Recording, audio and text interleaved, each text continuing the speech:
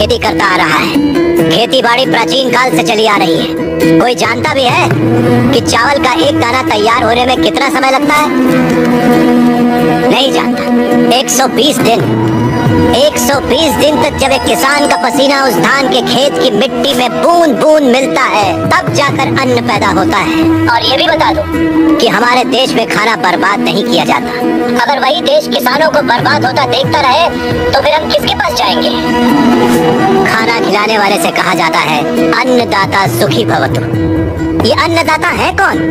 खाना पकाने वाला या परोसने वाला नहीं है, अन्न उगाने वाला है। और ये खेती जैसा उपहार ईश्वर ने हमें दिया है। सेल फोन के बिना हम जिंदा रह सकते हैं, टीवी और एसी के बिना भी हम लोग जिंदा रह सकते हैं। जो टीवी और एसी बनाते हैं वो करोड़पति हैं, लेकिन अन्न उगाने वाला वो गरीब किसान इतनी कड़ी मेहनत और धूप में पसीना बहाने के बाद दिन ब दिन गरीब होता जा रहा है। फैक्ट्री लगाना गलत नहीं है, बिल्कुल सही है, लेकिन खेतों को बर्बाद करके फैक्ट्री लगाना गलत है।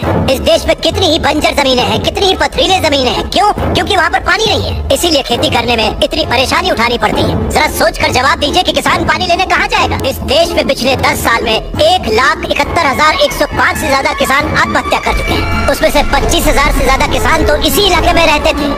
हर आधे घंटे में एक किसान आत्महत्या कर रहा है, ये जानते हैं क्या आप? लेकिन सच्चाई यही है, जहाँ मौत इतनी सस्ती है वो देश कभी आगे नहीं बढ़ेगा सर। तकरीबन 10 लाख से ज्यादा किसान अपना पेट पालने के लिए गांव छोड़कर शहर में मजदूरी करने आ जाता है। जो हमारे देश की रीढ़ की हड्डी है वो बिल्डिंगों में चौकीदारी करता है। जो किसान हमारा भगवान है, अन्नदाता कहलाता है, वही मंदिरों के सामने भीख मांगता फिर रहा है। बातों पर मत जाइए, जमीन पर आ जाइए। एक कॉर्पोरेट में काम करने वाला हजारों करोड़ का उधार लेकर विदेश भाग गया और वहाँ बैठकर विदेशी शराब पी रहा है। सिर्फ 5 या 10 हजार उधार लेने वाला किसान जहर पीकर अपनी जमीन पर जान दे रहा है।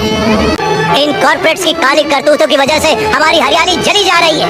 खेत सींचने वाली नदियाँ फैक्ट्री से निकलने वाले गंदे पानी से जहरीली होती जा रही हैं। ये मल्टीनेशनल कंपनीज की मशीनें हमारी खेती वाली जमीन पर कब्जा करके उन्हें खत्म करती जा रही हैं, पर ये दिखाई नहीं देता।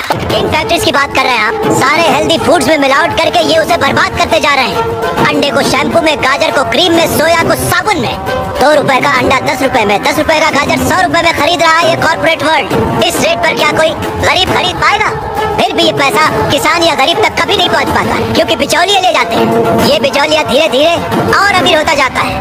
अन्न पैदा करने वाला किसान गरीब से गरीब होता जाता है। पौष्टिक खाना न मिल पाने की वजह से गरीब बच्चे, गरीब बूढ़े बीमारी से मर रहे हैं सर।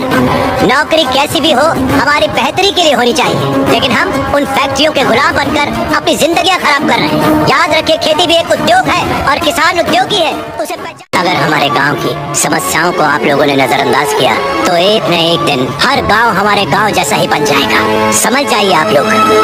अगर ये मीडिया कोशिश करे तो ये दुनिया हिला के रखते हैं। वो ताकत है आप में। लोगों के दर्द को आपको बताने के लिए आपको परेशान किया, उसके लिए माफी चाहिए। अगर आपको लगे कि ये सही है तो हमें न्याय दिलाने के लिए हम सबकी मदद कीजिए।